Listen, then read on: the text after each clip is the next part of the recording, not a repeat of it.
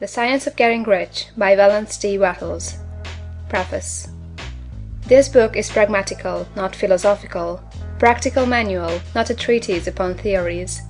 It is intended for the men and women whose most pressing need is for money, who wish to get rich first and philosophize afterward. It is for those who have, so far, found neither the time, the means, nor the opportunity to go deeply into the study of metaphysics, but who want results, and who are willing to take the conclusions of science as a basis for action, without going into all the processes by which those conclusions were reached. It is expected that the reader will take the fundamental statements upon faith, just as he would take statements concerning a law of electrical action if they were promulgated by a Marconi or an Edison, and, taking the statements upon faith, that he will prove their truth by acting upon them without fear or hesitation. Every man or woman who does this will certainly get rich, for the science herein applied is an exact science, and failure is impossible. For the benefit, however, of those who wish to investigate philosophical theories and so secure a logical basis of faith, I will here cite certain authorities. The monistic theory of the universe, the theory that one is all, and that all is one. That one substance manifests itself as the seeming many elements of the material world, is of Hindu origin, and has been gradually winning its way into the thought of the Western world for 200 years. It is the foundation of all the Oriental philosophies, and of those of Descartes, Spinoza, Leibniz, Schopenhauer, Hegel, and Emerson. The reader who would dig the philosophical foundations of this is advised to read Hegel and Emerson for himself. In writing this book, I have sacrificed all other considerations to plainness and simplicity of style, so that all might understand. The plan of action laid down herein was deduced from the conclusions of philosophy. It has been thoroughly tested, and bears the supreme test of practical experiment. It works. If you wish to know how the conclusions were arrived at, read the writings of the authors mentioned above, and if you wish to reap the fruits of their philosophies in actual practice, read this book and do exactly as it tells you to do. The Author. End of the Preface. Chapter 1 of The Science of Getting Rich by Wattles. The Right to be Rich. Whatever may be said in praise of poverty, the fact remains that it is not possible to live a really complete or successful life unless one is rich.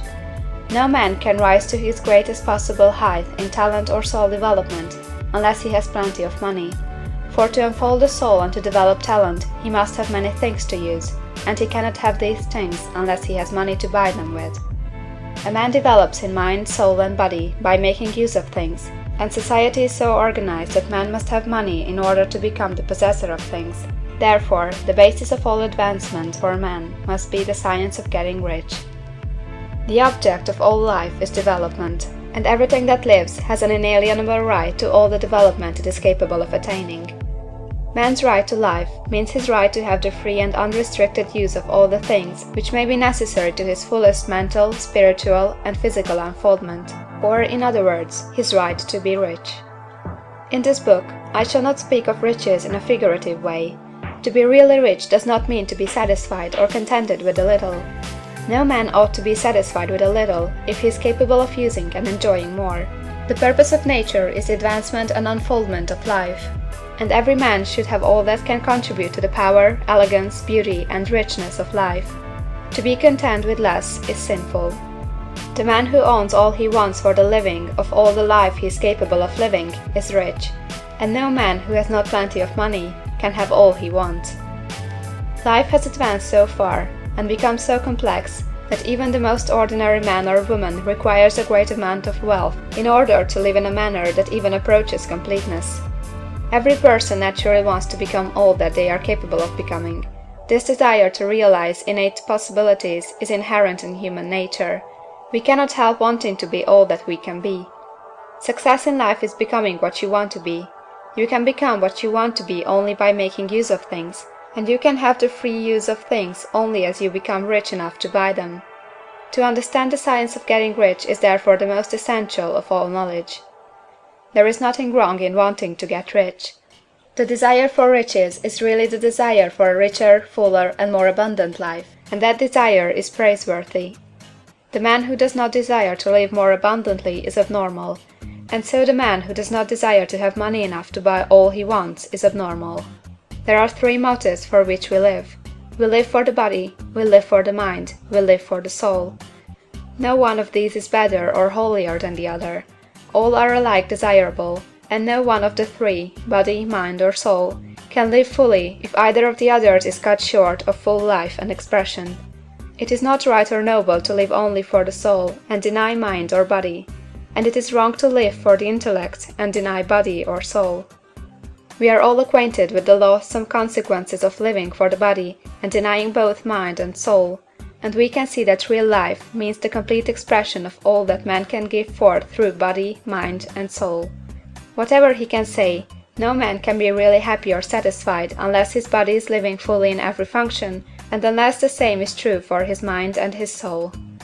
Wherever there is unexpressed possibility, or function not performed, there is unsatisfied desire.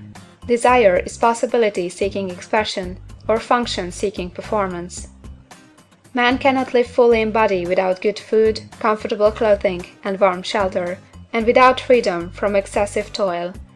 Rest and recreation are also necessary for his physical life.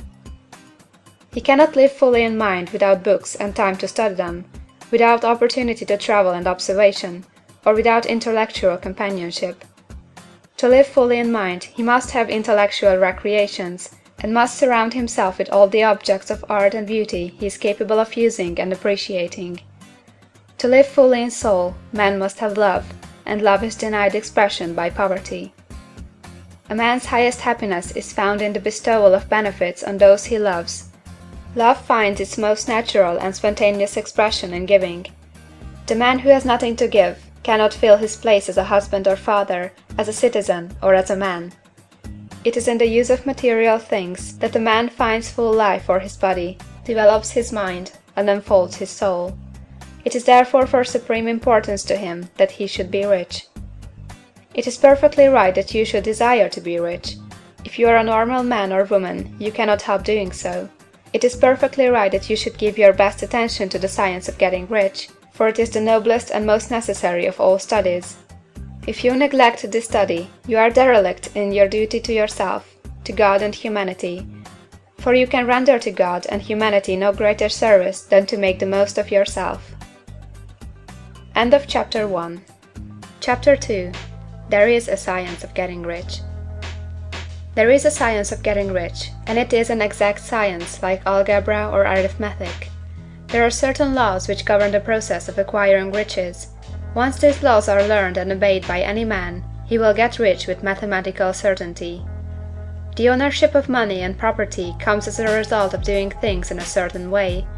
Those who do things in this certain way, whether on purpose or accidentally, get rich, while those who do not do things in this certain way, no matter how hard they work or how able they are, remain poor. It is a natural law that like causes always produce like effects, and therefore any man or woman who learns to do things in this certain way will infallibly get rich. That the above statement is true is shown by the following facts. Getting rich is not a matter of environment, for if it were, all the people in certain neighborhoods would become wealthy, the people of one city would be all rich, while those of other towns would all be poor, or the inhabitants of one state would roll in wealth, while those of an adjoining state would be in poverty. But everywhere we see rich and poor living side by side, in the same environment, and often engaged in the same vocations. When two men are in the same locality and in the same business, and one gets rich while the other remains poor, it shows that getting rich is not primarily a matter of environment. Some environments may be more favorable than others, but when two men in the same business are in the same neighborhood, and one gets rich while the other fails, it indicates that getting rich is a result of doing things in a certain way. And further, the ability to do things in this certain way is not due solely to the possession of talent, for many people who have great talent remain poor, while others who have very little talent get rich. Studying the people who have got rich, we find that they are an average lot in all respects, having no greater talents or abilities than other men. It is evident that they do not get rich because they possess talents or abilities that other men have not, but because they happen to do things in a certain way. Getting rich is not the result of saving or thrift. Many very penurious people are poor, while free spenders often get rich. nor is getting rich due to doing things which others fail to do. For two men in the same business often do almost exactly the same things, and one gets rich while the other remains poor or becomes bankrupt. From all these things, we must come to the conclusion that getting rich is the result of doing things in a certain way.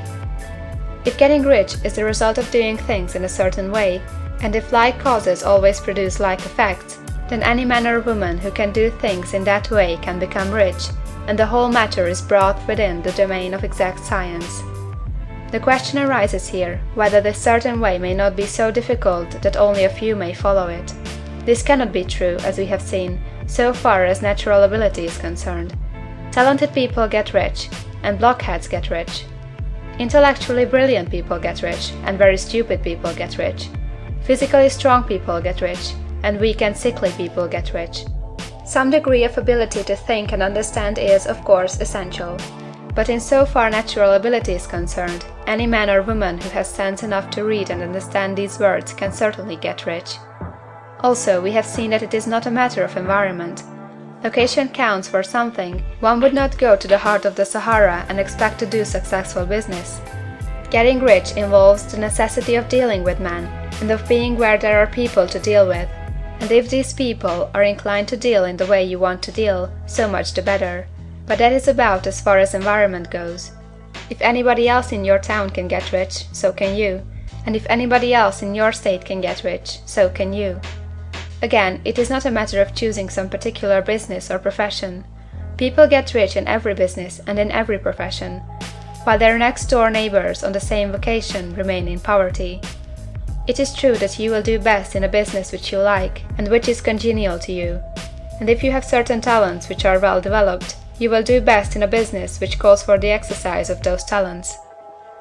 Also, you will do best in a business which is suited to your locality. An ice cream parlor would do better in a warm climate than in Greenland, and a salmon fishery would succeed better in the Northwest than in Florida, where there are no salmon. But, aside from these general limitations, getting rich is not dependent upon your engaging in some particular business, but upon your learning to do things in a certain way. If you are now in business and everybody else in your locality is getting rich in the same business while you are not getting rich, it is because you are not doing things in the same way that the other person is doing them. No one is prevented from getting rich by lack of capital. True, as you get capital, the increase becomes more easy and rapid, but one who has capital is already rich, and does not need to consider how to become so. No matter how poor you may be, if you begin to do things in a certain way, you will begin to get rich, and you will begin to have capital. The getting of capital is a part of the process of getting rich, and it is a part of the result which invariably follows the doing of things in a certain way. You may be the poorest man on the continent, and be deeply in debt.